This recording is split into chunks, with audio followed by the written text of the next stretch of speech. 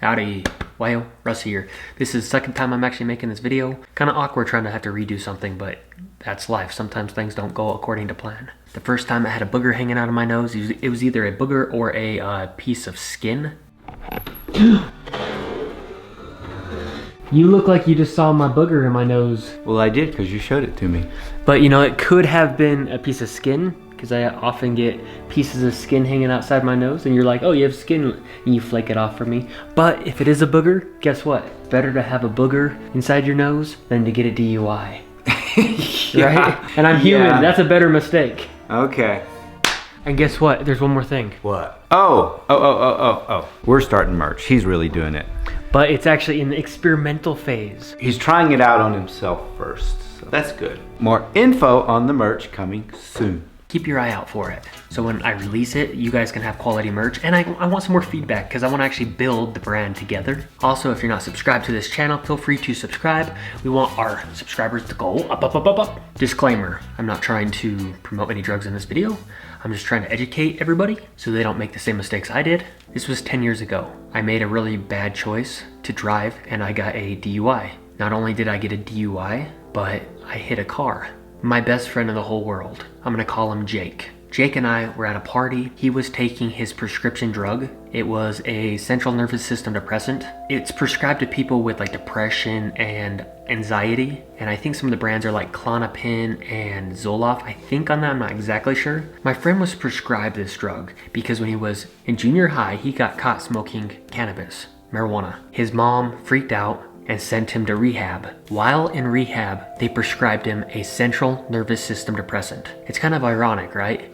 They're like, no, you can't do drugs. But we're gonna give you a much more potent, dangerous drug, a central nervous system depressant. Anyways, at this party, my friend Jake was like, hey, you want one of these? And I said yes, which is stupid of me. But at the time I was depressed because I was gay and my family was very religious and I went to very anti-gay churches, which just made me very, very depressed. So I was like, you know, he's taking it for depression and anxiety. It's like, I have all that going on right now too, so I'll take it. I took it and I didn't even know how messed up I was actually getting, and I ended up taking a few more, and before I knew it, I was so fucked up. I started thinking I was gonna overdose and die. And I was like, I don't want to die at this party. I don't want to call the cops. I don't want anything like that. I'm just gonna go home and lay in my own bed. So that's when I made the stupidest decision of my life.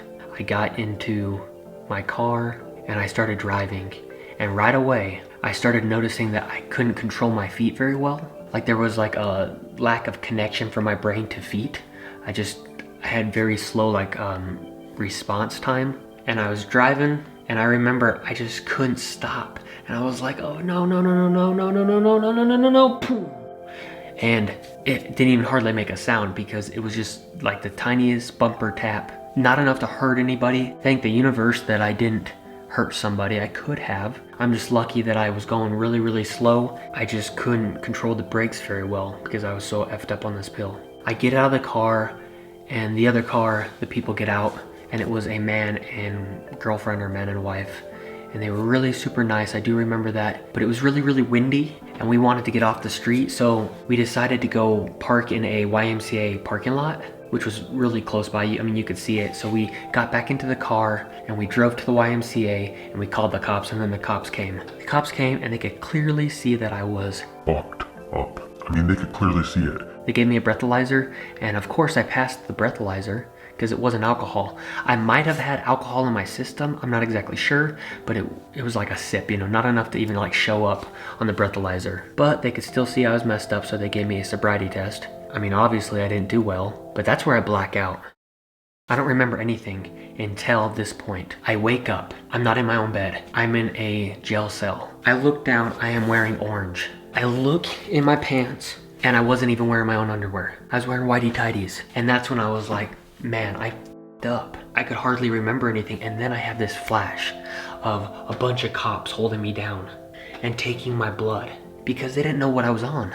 I wasn't even allowed to be in like the main cell. I had to be in the medical unit of the jail because they thought I was gonna die. They took my blood because they cared, I guess. The test results for my blood came back as a central nervous system depressant, so I actually know exactly what I was on. The next morning, I had to go to court. So I had my orange jumpsuit, I had my whitey tighties that weren't my own underwear, I have handcuffs and shackles on. I go into the courtroom, you know, just barely walking, you know, you can't take big steps with shackles on. I look in the audience and I see my mom, my stepdad, and my dad, and they're all three sitting together. They're on good terms, you know, if they see each other on the street, they say hi and everything, but they don't just sit together. It's kind of weird. They just don't usually do that. I am still so incredibly effed up. These pills mess you up for like a week. At least for me, it messed up the chemicals in my brain for a week.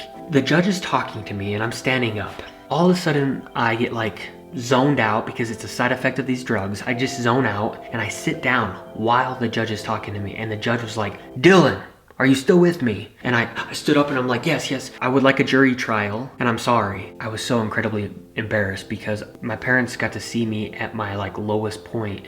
I just remember thinking, my life is over. I ruined my whole life. After court, I had to go back to jail. So this time I got to go to like the main general unit. I didn't have to go back to the medical unit because the drugs had passed enough through my system. They knew I wasn't gonna die at least. And I waited. And then I finally get out. I went and got my possessions, went and got all my clothes back and my underwear. I got my underwear back. And when I get my wallet back, I checked my wallet because before jail, I had $800 in it.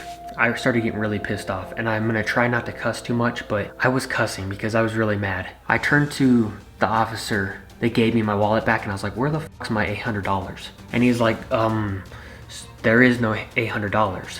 And I was like, "Where's my $800? And the officer was like, "Sorry, you didn't have any money when you came in here." I was like, "Bullshit. Somebody stole it in this jail. One of your guys stole my money. This is corrupt. You guys are supposed to be the cops, the good guys." I'm just lucky because my grandfather was a sheriff at that jail, that very same jail. He had a great reputation and he had a lot of friends in that jail. One of the sheriffs that actually checked me in knew my grandfather and knew who I was, and he was like, "You know what? I actually checked him in." And he's like, "You know what? I know for a fact you had $800. I was the one who counted it." It just shows you that there's good cops and bad cops. So I didn't get my money back right away. It might have taken a couple weeks, but I did eventually get my money back. So moving on, I had a public defender assigned to me because I was poor and I didn't have the money for an actual lawyer. So I go in to meet with my public defender. We have a great conversation. We laugh. She makes me feel a little bit better about the whole situation. She's like, "You know what? This is the first thing you've ever done that's actually on your record. You're gonna get 6 months unsupervised probation."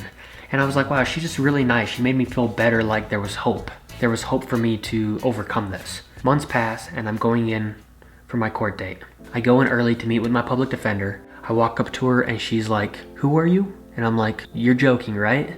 In my head, I'm thinking, seriously? I was like, what the fuck? She doesn't even remember my face? How is she gonna represent me? She can't even remember my face. There's something wrong if your lawyer can't even remember your face. Seriously, like how are they gonna defend you properly? So she's like, oh, hold on, let me look through stuff because I can't remember. I'm like, you can't even remember what I'm here for? And then she finally starts looking through her notes and she's like, oh, a year of supervised probation. And I was like, oh, you said 6 months of unsupervised probation. And she's like, oh, no. After looking about everything, like, no, I wouldn't have said that. What a crappy situation. But sure enough, that's what I got. I got a year of supervised probation and I had to attend drug classes and get random UAs. So I made sure I enrolled in all my drug classes and got them done. And every single UA I took, I passed. And it's kind of weird. When you get a UA, when you're in trouble, this is what happens. You walk into a bathroom, there's a guy watching you from behind. There is mirrors right on your junk. They can see everything. And not only that, you have to pull your pants down to your knees so they can see your butt cheeks to make sure you don't have a strap-on on, because people can use strap-ons to cheat. So yeah, you kind of give up all your freedoms. But I passed my drug tests and I completed all my drug classes and I got taken off probation early. I was the one who drove all messed up. I was the one who took those drugs and I effed up. That's why I don't drive all fucked up. And that's why I don't take prescription drugs like that. There's probably a small percentage of people who actually need those drugs, but doctors do overprescribe them. I'm not a doctor, so I don't really want to get too much into that, even though I prefer trying to do stuff natural. So if you are depressed, maybe you should start by going to the gym and trying to see if you can like get the endorphins going, because there's something to it too. It's not just about the looks, it's looks too, but it's also about like up here, you're literally releasing dopamine and helping lower your cortisol levels. So there's a lot to it mentally as well. Try that first. Getting high from going to the gym and getting like a dopamine rush and stuff, it was a better high than those pills any day. I started just really kicking it into gear and really just trying to master my art of, I guess, balancing. And I turned my life around. Those pills are not going to allow me to focus like that. That takes some serious focus. When I was an 18-year-old kid who just got a DUI, like literally I had just turned 18, I was in a very dark spot. I hated myself, I wasn't proud of myself, I was depressed about being gay, was considering suicide, was being malicious to my body. I was trying drugs that could have potentially even killed me. I didn't have dreams. Well, I did have dreams, I had big dreams, but I didn't actually believe that I could accomplish anything because of me being gay. And I always wanted to be a masculine man. And I was like, you know, I don't want the name gay because it means that I'm identifying as a less masculine man. But that's bullcrap. That word doesn't mean the same thing to everybody, and that's what's important to know. Everybody is an individual. I am a man that's proud to be a man, but I am also gay. But at the time, I didn't know that I could be both. When I was 18, I didn't believe in myself, but now I do. It's been 10 years. That's a long time. Now I am proud to be gay. I have dreams. I have ambition. I have a bucket list. One of my biggest dreams was to start a YouTube channel, and I have one right now. And I am gonna keep it going, and it's gonna get better and better and better because I believe in myself. You gotta put what you believe out into the world, and you gotta do it. And that's exactly what I'm doing. I'm in a much better spot. And part of it is because I accepted who I am as a person. I'm a gay male that's masculine. I'm proud to be a man that goes to the gym, works out, has someone by their side.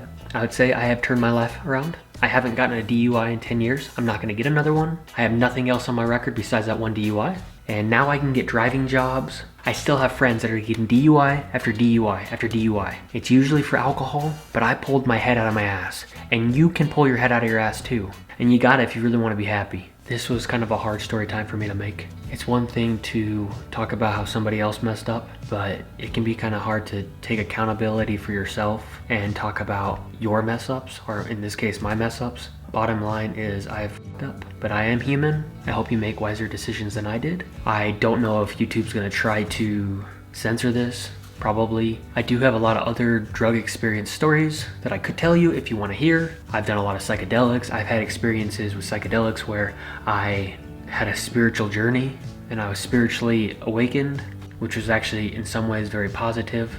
If you want to hear that story, let me know in the comments below. I always struggled with religion most of my life. I was told I was supposed to be able to talk to some guy in the sky, and it really messed with my head, and it never actually happened to me personally. To certain people it does happen to, and if you hear God's voice, cool for you. I'm very supportive for you personally, but it never happened to me personally. So I had used drugs like psychedelics to try and expand my spiritual mind and have a spiritual journey, and it worked in a lot of ways, and it's the closest thing to religion that I've actually ever felt internally. I'm not trying to glorify drugs, I'm just telling you the facts of what I did in my past. Like I said, I'm not trying to glorify drugs, I'm just telling you what I actually did in my past. I needed that past of mine to be the person I am today, and I am proud to be who I am today. Just be looking forward to some positive videos coming soon, and look forward to our merch that's coming soon.